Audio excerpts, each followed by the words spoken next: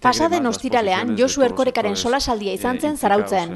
Erkoreka, Espainiako Diputatuen Kongresuan, EAJ PNV-ko bozeramailea da.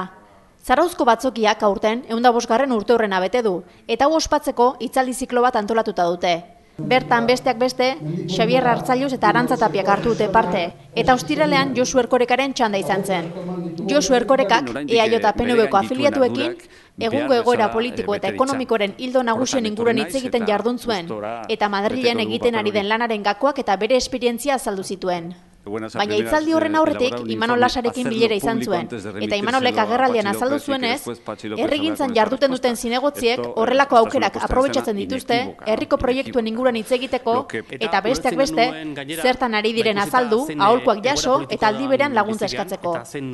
Imanolek adierazi zuen, Malekoia eta Moilarriko obrak besteak beste, Madrildik lortutako diruari esker, eta EAJ PNV-ko alderdikideak egindako lanari esker egin direla.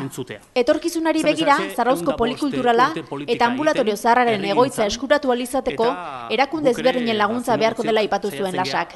Eta ostiraleko bilera horretan, bi proiektu hoben inguruan hitz egiteko aukera izan zuela aipatu zuen. Momentu honetan, daukagu Zarautzen, bi gai izango nituzke, bat polikulturala, bere garaian zehaztuko dugun proiektu horrek ere beharko du erakunde batzuen laguntza eta babesa, eta besteak beste daukagu leno ambulategi zarra zegoen lekuan, hori gizarte segurantzarena da, edifizio hori, eta hor gelitu da, edifizio sarro hori hortxe gelitu da, herrian, eta hori ere, pixkanaka negoziazioaren bitartez, nahi duguna da, edifizio hori, gaur egun Madrilen esku dagona, herrian geletu dadin. Hor ere, gure nahiak ere bota dizkiogu Josuri, beak oso ondo apuntatu ditu, eta tokatzen denean ere, negoziaketa baten bitartez, saietuko gara bintzat hori guztiare herrira ekartzen. Imanolek bukatzeko, politikan lanean jarraituko dutela, sasoitsu sentitzen direla, eta lan txukun bat egiten saiatuko direla aipatu zuen. Eta Josu Erkorekari, Zarauzko EAJ PNV-ren izenean eskerrak emanez bukatu zuen agerraldia. Josu Erkorekak berriz, ostiraleko hitzaldira politikari buruz hitz egitera etorri zela esan zuen. Euskal politikaz, baina Madrilgo ikuspuntutik. Norbaitentzat agian kontraesana gerta daiteke honetan, ezta?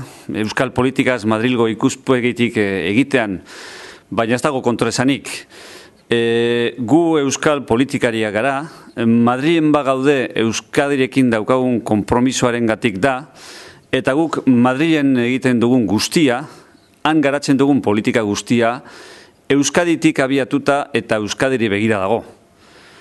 Beraz, politika da, euskal politika, baina Madrilen egina, eta nik gaur azalduko ditudan hausnarketak eta esperientziak hortik abiatutako esperientziak dira. Gure politika Madrilen maila guztietan gauzatzen da. Goi mailako politika egiten dugu, baina baita ere politika txikia, eguneroko politika, gauza zehetako politika. Horregatik, herri gabiltza, herriaren asmoak biltzen politika nagusia egiteko, baina baita ere herri konkretuen beharrizanak biltzen eguneroko politika arduratzeko baita ere. Hemen, onerako zein txarrerako oraindik estaduak Euskal Herrian Euskadin eskumen handiak dituelako, zeregin handiak dituelako, eta Euskal ahots argi, soli eta sendo bat entzuten ez bada, Madrilek inoiz kasurik egingo ez digulako. Horregatik Euskal ahots argi bat behar da Madrilen, Eusko Alderdi Jeltzaleak daukan bosaren parekoa, gure eskaria, gure beharrizanak han ere planteatzeko, eta estatuak bere esku oraindik dituen eskumen guztiak, eta hemen oraindik bere gain dituen ardurak behar bezala bete ditzan.